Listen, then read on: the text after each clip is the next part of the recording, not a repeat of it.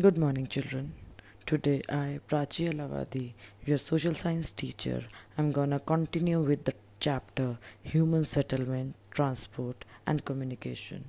In the last video, we studied about the different types of settlements that are rural, urban, permanent, temporary, scattered, or compact settlements.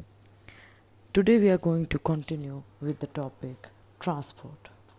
The word transport refers to the movement of goods and passengers from one place to another using humans, animals, and different kinds of vehicles. Such movements take place through land, water, and air. People and goods can be sent from one place to another through various means of transport. In the beginning, man used to carry his luggage himself. Later on, he used animals to do this work. After the invention of wheel, man started carrying luggage in large quantities in carts pulled by animals. With time, several new means of transport developed, which were much faster than the existing ones. We cannot use the same type of transport at all places, for all purposes, and also at all times.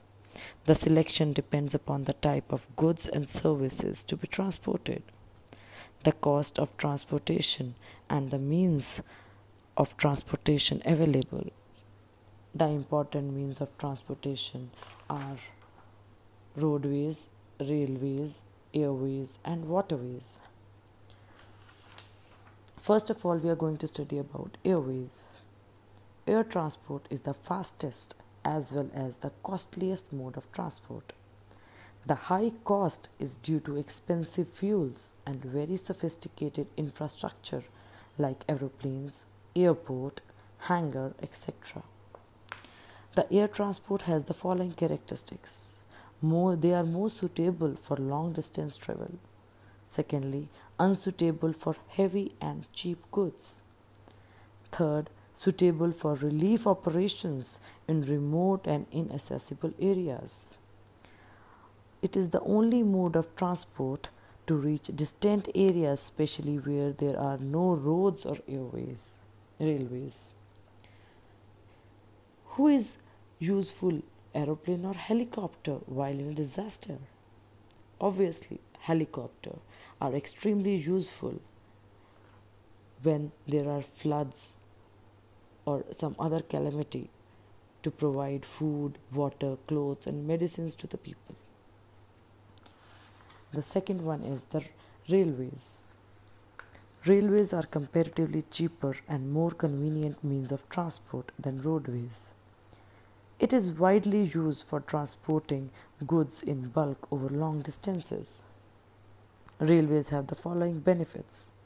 Firstly, they are quick means of transport on land. Second, they can handle more load in comparison to roads. Third, they are convenient for long distance travel. Fourth, they facilitate the carriage of bulky materials in large quantities. Lastly, movement of passengers and mail has become easier because of the railways. And India has the second largest railway network in the world. Then comes the roadways. Roadways are the most commonly used means of transport. They are the cheapest and the quickest means of transport for short distances. The roads can be metalled, that means pakka road, or unmetalled, that is kacha roads. Recently, highways and expressways have been constructed in many countries of the world. The roadways have the following advantages. First, it is the cheapest and the quickest means of transport for short distances. Secondly, roads are easy to construct even in rough terrain and in forested areas. Third, the cost of developing the roadways is less than that of railways. Fourth, the road transport can deliver goods right to the door of the consumer. The next is the waterways. The waterways is the cheapest of the all. And man has been using water transport since ancient times. It is cheapest because this means of transport does not require the building of constructing of any tracks or its maintenance. Waterways are thus the cheapest means of transport and ideal for moving heavy and bulky goods over long distances. The waterways are divided into two parts: inland waterways and sea routes. Inland waterways, rivers, canals, and lakes have been important inland waterways since ancient times. Oceans and sea routes. The oceans and sea offer a free highway in all directions with no maintenance cost. The sea routes and ocean routes are mostly used for transporting goods from one country to another. The next topic is communication. The word communication means the conveyance of information from origin to the place of destination through a device. The postal services, telephone, telegraph, fax, internet, and satellite are means of communication.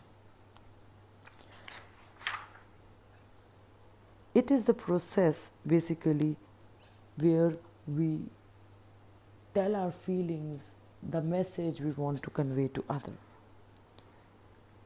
Man has used different means of communication ever since he appeared on earth.